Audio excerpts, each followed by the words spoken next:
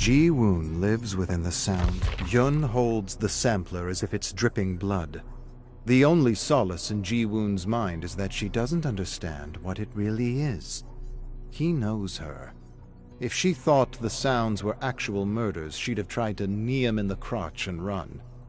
But the anger still rattles through her as she moves up to his face. What is this twisted horror bullshit? What if this leaked? You're already attracting crazed, violent fans. How would it look if the media heard the demented sounds you're working on? Mighty One would drop you. Your career would be dead. Ji-woon knows what she really fears. Her career would be dead. For as tall as she stands, as strong as she swings, she's nothing but a scared girl, afraid of failure. He knows how to play her. Drops his head, breathes deeply, wipes the back of his hand over his eyes. Yun, ever since the death of No Spin, the fire, I'm riddled with horrid thoughts. I lost my friends and I fear I'm losing my mind. I see awful things behind closed eyes. All that guides me through the dark fog is turning my pain into sound, pouring the throes of death from my heart to a song.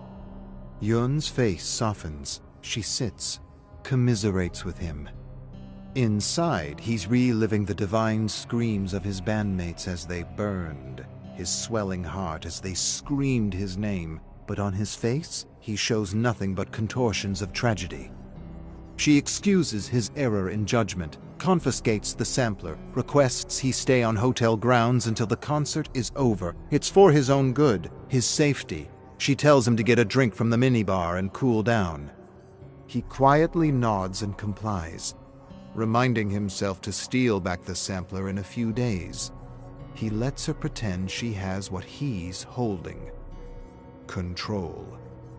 Despite the stifling humidity, Ji-woon hides under a hoodie, large sunglasses concealing his face. Now's not the time to attract attention from rabid fans. He waits till Yun is in a meeting and strolls out of the hotel, a bag of necessities in hand. It's his show now. He pulls earbuds from his pocket, allows the music to envelop him. The song How I Became, recorded 6 months ago in Seoul. It stands as a metaphor for his childhood, written one drunken night while looking over old photographs. He is 7 years old. He sits at the back of the class. He's uncomfortable being seen and speaking. But today is different. In a few minutes, he's presenting on his favorite thing. A young boy shows the class his hamster, but Ji-woon doesn't care. He holds his flute, going over the notes to the song he wrote. He shuffles to the front of the class, places his sweaty fingers on the instrument. Following a deep, unsteady breath, he gently blows out a wisp of air, creating a light, whimsical sound. He closes his eyes, moves his fingers precisely, playfully dancing over each note. He ignores the squeaks of the hamster.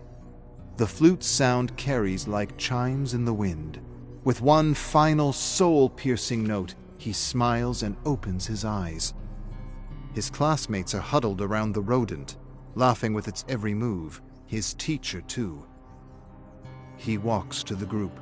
Students pass the hamster around as it squeaks incessantly. It finds itself directed into Ji-woon's palm. He takes it in both hands. With one steady movement, he squeezes. A squeal, a slight crunch. No more sound. The children scream. Ji-woon feels nothing. Storm clouds overtake the sky as the first drops of rain spatter onto Ji-woon's sunglasses. He breathes deeply, prepares for what he's played over in his mind. The anticipation nearly brings him to his knees, the joy of the artistic process. He strides to the rear door of a cheap 1980s sedan, glances both ways, and appraises the few locals walking the street. Certain no one's watching, he jams a straightened coat hanger around the top of the window, pushing it through the other side. His thin fingers work quickly. Prior experience in breaking an entry pays off. He hooks the wire around the door lock and flicks it up. Without missing a beat, He slides inside, closes the door, and flattens himself along the back seat. He takes off his hoodie and sunglasses. From his bag, he pulls out rope, a blade, a dusty rag, and a bottle of chloroform. Yun holds the sampler as if it's dripping. Ji-woon lives within the sounds of Rio de Janeiro. Despite the stifling humidity, Ji-woon hides under a hoodie, large sunglasses concealing his face. Now, storm clouds overtake the sky as the first drops of rain hammers down on the car's roof. Ji-woon checks the time. On any other day, Lucas would be in his car already. He knows this, he's done his homework. But Lucas is late, and Ji-woon wonders if the storm has altered plans. He feels control slipping away, replaced by something else. It pushes against his chest, forces him to gasp for air heavy and sticky in his lungs. Everything's ruined. He claws his nails into the car seat, forces his mouth shut to keep himself from screaming. All the planning for nothing. He doesn't have time before leaving Brazil to find another beautiful voice. Quickly, he needs music, fumbles for his earbuds, drops them to the floor, frantically scours. The only song playing is his teeth audibly grinding. As he prepares to spill into the street, he sees him. Lucas, drenched under the deluge, walks to the driver's side door. "Get your shit together. The show's about to begin." Ji-woon grabs Lucas's neck in a chokehold, shoves the chloroform-soaked cloth into his face. The two struggle in a frenzied dance. Lucas twists from side to side, reaching his arms back, grabbing for anything. Ji-woon resists the movement, holding the man in place with all his might. Rain smashes down, muting the battle under the pattering of 100 drops, concealing the outside behind a windshield of streaming water. Lucas grabs a handful of hair and pulls Ji-woon forward, breaking the chokehold. He bites deep into Ji-woon's wrist, drawing blood. Ji-woon screams through gritted teeth, pushing the cloth harder into Lucas's face until he's beating him with it. Lucas flails his other arm in a desperate bid, searching for a solution with no plan. His hand relaxes, releasing Ji-woon's hair. He slumps forward, head hitting the steering wheel, blasting the horn. Ji-woon scurries over the seat, pushes Lucas's limp body to the passenger side. He leans back, takes a moment to catch his breath, looks in the rearview mirror, inspects his face, hair, and through a sheet of rain sees a sight he never expected. Yun's car pulling up behind him. He grabs the keys from Lucas's pocket, jams them in the ignition, and slams the accelerator down.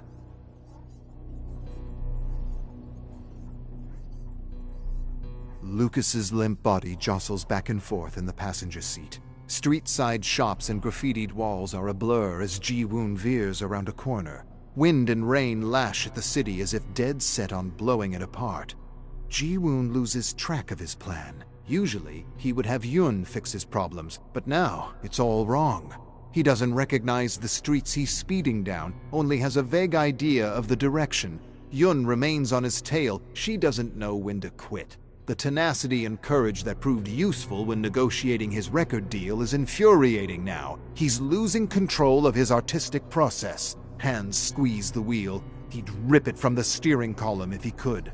No, you're not going down like this. You have art to make, damn it. He flicks on the radio. Two men talking about something he doesn't know. Searches the channels. A commercial for a fast food restaurant. Recognizes the jingle. Keeps going. Lands on... There it is. Brazilian dance music. Rapid tempo, heavy bass line, percussive guitar notes, and a smooth voice. He pushes the pedal to the floor, dodges a few kids playing in the storm, bolts past an old pickup truck, praying no one comes the other way, swings the wheel hard to the left, nearly loses control in deep water, but recovers to find himself in a perfect turn.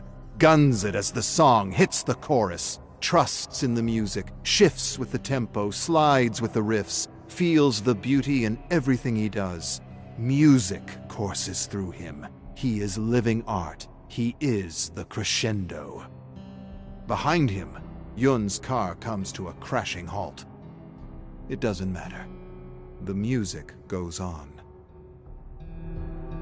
Ji-woon pulls into the harbor he'd staked out days ago. He reluctantly turns off the radio and scans the area. No sign of Yun behind him, but he's on his guard. Somehow, she knew how to find him. He pulls out his phone, his Mighty One company phone. She's tracking me like an overzealous babysitter. Should have expected this from her. Always a micromanager. But she couldn't have known he was driving the car, only that he was in it. Ji-woon drags out Lucas, barely conscious, and pushes a blade into his back. Before shutting the door, he takes his phone and texts a simple message to Yun: help. He tosses the device on the car seat along with the rag of chloroform and rope. Needs more evidence. He cuts his palm and presses a bloody hand to the window. That'll do. With a thrust of his blade, he pushes Lucas forward. Thunder shakes the frame of the abandoned warehouse. Lucas sits in front of Ji-woon, bound to a chair, ready to be slaughtered, to sing, to create beauty. Ji-woon pulls out his blade, but hesitates. Something's wrong. He was too messy getting here. He wants to dive into his art, let the blood spill, but Yun threw him off his game. He can't shake the feeling. He knows she doesn't give up easily, or at all. Walks over to a window and looks out.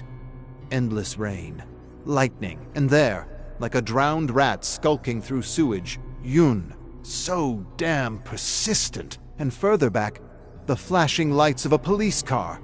Yun stumbled into a bloody game and has the power to end him in one move. He rummages through his pockets for his earbuds.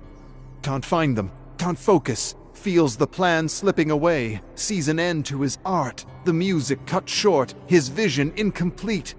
No, he can't let it end. He hears the music. It's always been there, sitting on his father's shoulders, washing over him. He inhales it. It circulates through his veins, becomes him. He'll never go back to being the boy he once was. He's an idol. He's a god. He's the trickster. And he has one last trick to play.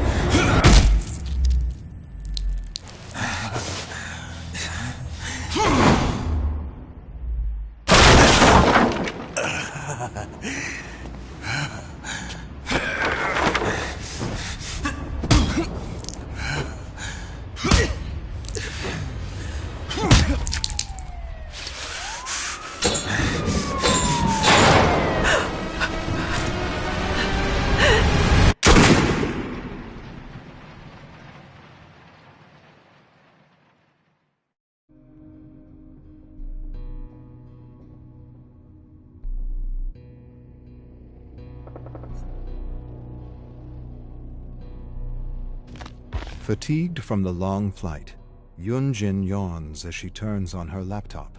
She landed in Rio de Janeiro just 2 hours ago, but her work cannot wait. Looking through her mailbox, she spots a dozen unread emails from an unknown user addressing her by name. Few know her as Yun-jin. Most only know her as Magnum Opus. She clicks on an email. A graphic, detailed description of someone's plan to murder her and the trickster. Signed, the trickster's #1 fan. Death threat. An abnormally specific one with a picture of her in the hotel lobby. Before the death of No Spin, she ignored such threats, but now, her manicured hand shakes as she reaches for her phone. The threat is too serious to be taken lightly. She calls her security crew for an emergency meeting. Outings are restricted to recording sessions and concert rehearsals only. A bodyguard is assigned to the trickster and herself. Everyone complies with the new rules except for the trickster, who argues against staying on the hotel premises. No surprises there. Her relationship with the trickster has been on the rocks for months now. He challenges every decision she makes, his ego pushing her patience to its limit. Because of their frequent creative disagreements, their next album is behind schedule, forcing her to produce 3 new songs while overseeing his tour. Her security expert confirms that the phones are ready. At her request, a tracking GPS application was installed on all company phones. No one else knows about this. If the trickster keeps testing her patience, this app will come in handy. It's for his own good, and hers. Yun-jin pours herself a cup of coffee at the recording studio, stifling another yawn. Her temples are throbbing. The jet lag is hitting her hard. Plus, the constant threat of a crazed fan prevents her from getting any sleep at night. On her way back to the booth, she notices that the studio next to theirs is occupied. She peeks inside. A young man is laughing in the recording booth. He has an easygoing smile that could sell thousands of magazines. She recognizes the man at the mix table, Alano Muse, a semi-famous producer from San Diego. What is he doing in Rio? Some bits of fresh gossip could help re-energize her. She taps on the door's window. The door creaks open. He remembers her, of course. Who could forget the magnum opus? She invites herself in as he plays the track he is working on, a slow, predictable build for the bass line, formulaic, too safe to be of any interest. Then, an ethereal voice fills the room. Yun-jin almost spills her coffee. The artist's voice is crystalline. His range is powerful, yet nuanced. Who is that? Alano tells Lucas, the young artist, to drop down his pitch a notch. Bad call. The track should be building up to push Lucas's range instead of confining it to a boring, generic sound. She walks up to Lucas and hands him her business card. Contact me when you're ready to become a serious artist. A pang of regret hits her on her way out. She said those exact words to the trickster many years ago. Back then, she looked forward to working with him. Those days are long gone. At the hotel bar, Hyun-jin takes a sip of her cold caipirinha, the sugarcane liquor smoothing the sour burst of lime.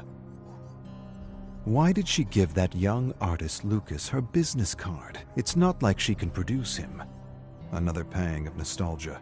Another sip of caipirinha. She misses it, hunting new talents, the raw creative chaos of designing a bold sound, the adrenaline rush of the first album. Things are different now. Her time is split between handling the trickster's growing ego and following a generic, endless production cycle. Is this the cost of success? Producing music that makes her cringe, not to mention handling arguments about bodyguards and curfews while being threatened by a crazed, psychotic fan. Her life is so different from what she imagined as a little girl. Back then, music was the only good thing she had. She created tracks in her bedroom, imagining a stage of bright lights where she was safe, loud, and free. That is what pop music is to her. A vital dose of unapologetic release. Now, thanks to her success, she lives in a golden cage. Down goes the caipirinha. The bartender gives her a glance and she nods. Keep them coming. She calls Mighty One executives for a virtual meeting and gives them the news. Once she finishes the 3 tracks in Rio, she is done with the trickster. She will move on to producing the launch of Trainees. A Mighty One executive cuts her off. They have more urgent business to discuss.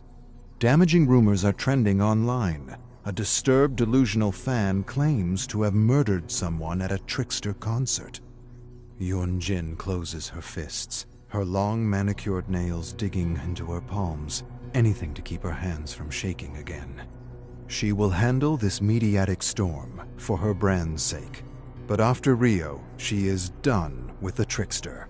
whether Mighty One is willing or not.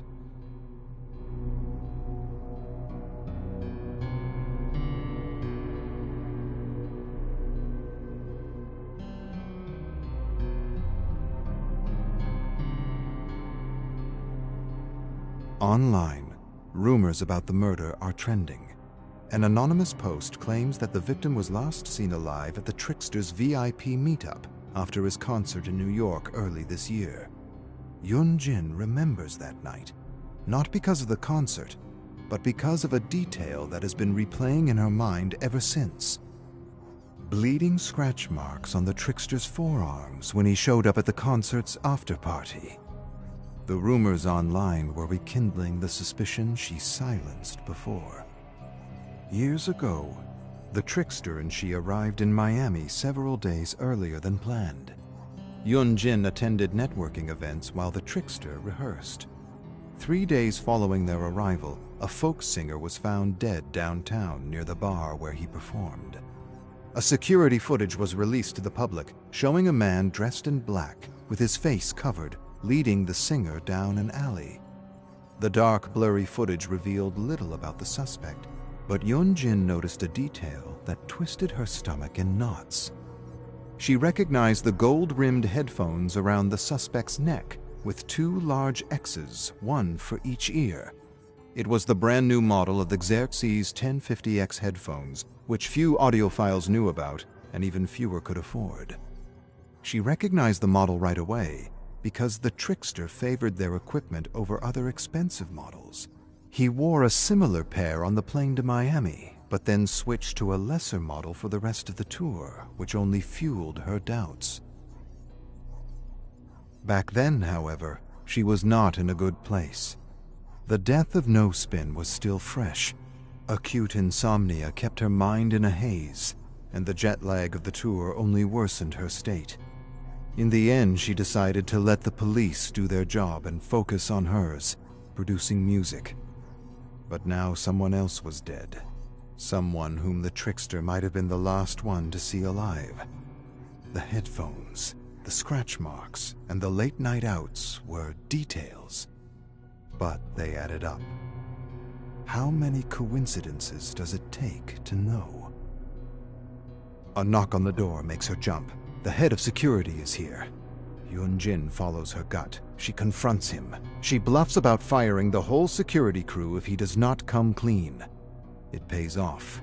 She learns that the Trickster left the hotel premises last night. His bodyguard tried to follow, but lost him on the way. Yun-Jin pounds her fist on the table. Why would he leave the hotel? To go where? And to do what? Despite working with the Trickster for years, he is still no more than a stranger. Yun-Jin leaves her security detail behind during the Trickster's rehearsal. What she is up to is not strictly legal, after all. She shows her VIP badge at the doorman and enters the Trickster's changing room. Perhaps she could find something in here that could be a clue as to what the Trickster is up to. Amidst the flamboyant costume, she looks for a clue. Receipts, notes, pictures. All she finds is a gym bag. Inside lies a water bottle, a few t-shirts, and his wallet. No bills or anything of interest in his wallet, except for his hotel room keycard. Perhaps she's looking in the wrong place. Someone chatting loudly on the side of the door alerts her. She snatches the hotel keycard and zips up the bag just as the Trickster's assistant walks in.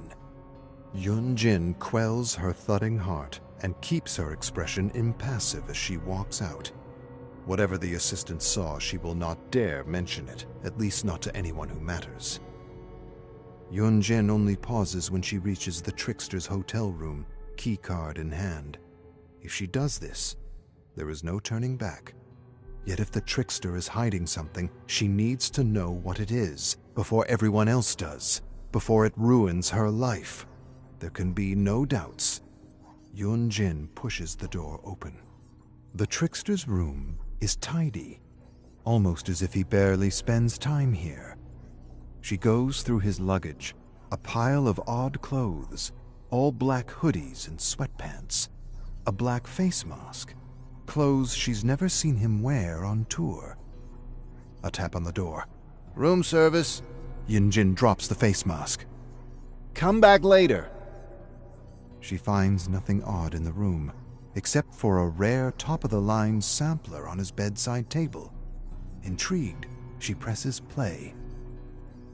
A series of loud, violent screams fill the room.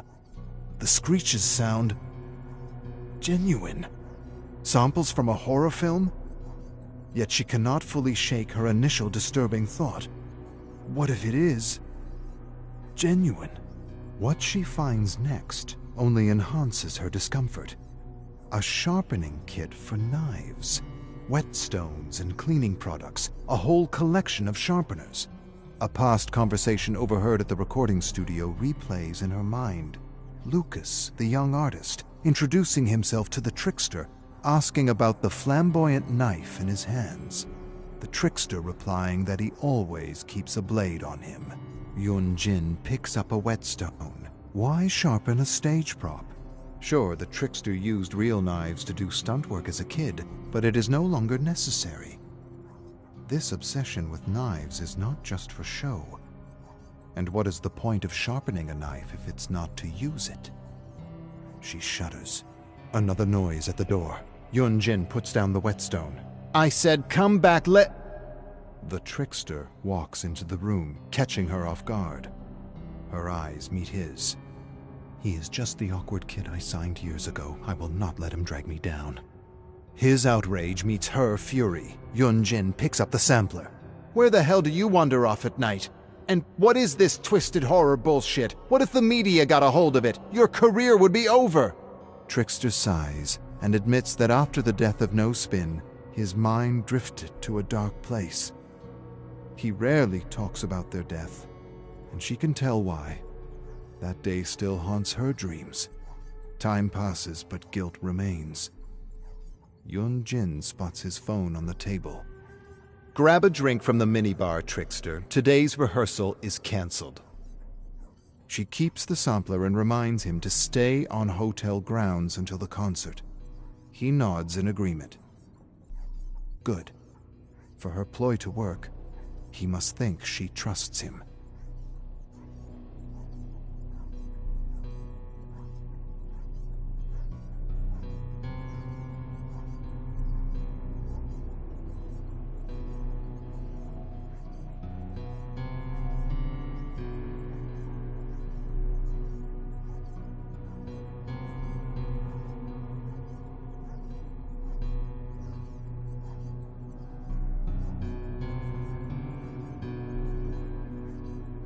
Yun-jin looks out from her hotel room. Outside, the downpour is relentless, causing flash floods in parts of the city. She calls her staff. No matter how bad the storm is, the show must go on. Yet the weather is not to blame for the growing apprehension in the pit of her stomach. There is something off about the trickster, a hunch she can no longer ignore, no matter how profitable he is. While he might seem sincere, years in the business have taught her that she cannot trust anyone. Yun-jin grabs her phone and activates the GPS tracker on the trickster's company phone. His location appears as a blue dot on the huge map of Rio. Her gut feeling is right. He is no longer on the hotel premises. The chase is on. Time to teach the trickster a new trick. Yun-jin slows down near Trickster's location. As she approaches, a gray sedan suddenly speeds off. She checks her phone. The blue dot is getting farther away on the map. Trickster must be in the car that just took off. Yun-jin stomps on the accelerator and speeds off. After a few turns, she catches up with the sedan, which makes a sharp right. Yun-jin follows, yanking the steering wheel while stomping on the brakes. Her car drifts into the turn, gliding towards a wretched narrow alley. The sedan accelerates and swerves left, entering a narrow street. Yun-jin repeats her maneuver and drifts left, but the wheels hydroplane on the puddled asphalt, and the car spirals out of control. A thundering crash! Yun-jin's head is propelled onto the steering wheel. A flash of white light, then a burning pain follows, coursing down her body from her neck to her lower back. Yun-jin coughs and gasps at the pain. For a moment, all she can do is breathe. When she exhales, the pain lessens slightly. Loud rock is blaring on the radio. It's so loud. She reaches forward and turns it off absent-mindedly. A spot above her left brow is burning. She touches her forehead softly and winces. A drop of blood drips down her finger. The windshield is cracked. Yun-Jin leaves her security. Yun-Jin follows the GPS until she reaches a desolate parking lot facing several abandoned warehouses. The blue dot remains immobile. This is it. Ji-woon should be here somewhere. But where? As Yun-Jin steps out of the car, a heavy curtain of rain falls on her sore, shivering body. Daylight is cloaked by dark storm clouds. The parking lot is filled with broken-down cars. Yun-Jin uses her cell phone's flashlight to find the gray sedan. As thunder rumbles, her phone illuminates a bloodied handprint on a car window. She rushes to the door and peeks inside. A sudden blur of motion. She pulls the door open. A rat skitters out of the car. Some items lie on the back seat. Ji-woon's phone. A rag. And some rope. Yun-Jin closes her prickling eyes. She might be too late. There's no time to waste crying. If Ji-woon is still alive, he needs all the help he can get. Yun-Jin grabs her phone and calls the police, then her security crew. Whatever this crazed fan has planned, it ends now.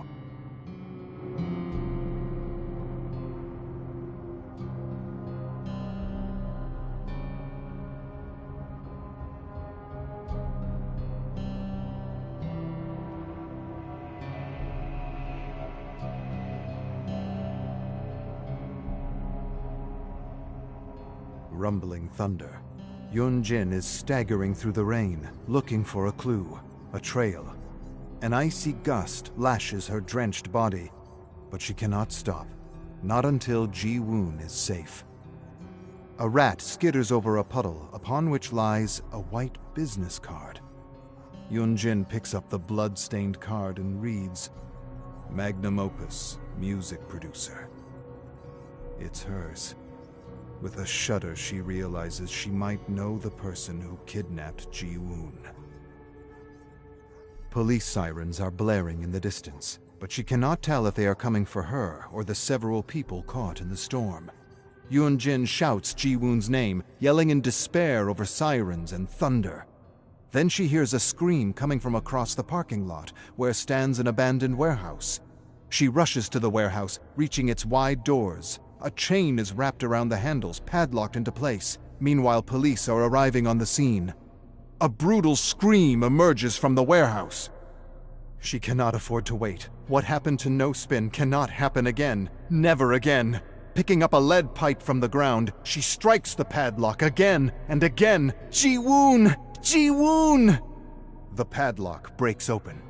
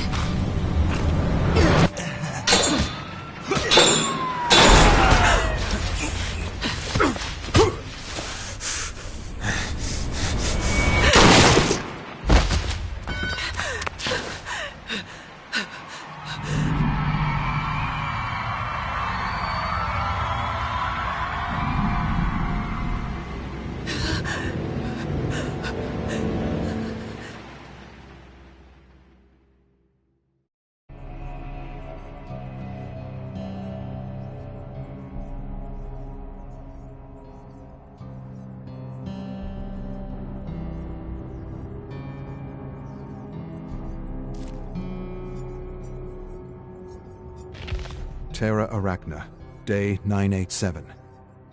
Close call today. came in contact with the arachnas while testing multiple versions of the toxin. The doctor saw them coming through the window and ordered me to leave everything behind. She said we would return to the lab when the arachnas were gone and it was safe again. We still haven't found a toxin deadly enough to eliminate these horrible creatures, but I feel we're close, very close. If we had a sense of their origins, it would help. As it stands, we still don't know where they came from or what they want. All we know is the attack started at the same time. What makes our investigation more challenging is the fact that their DNA is unlike anything we've ever encountered. It's as though they came from another place.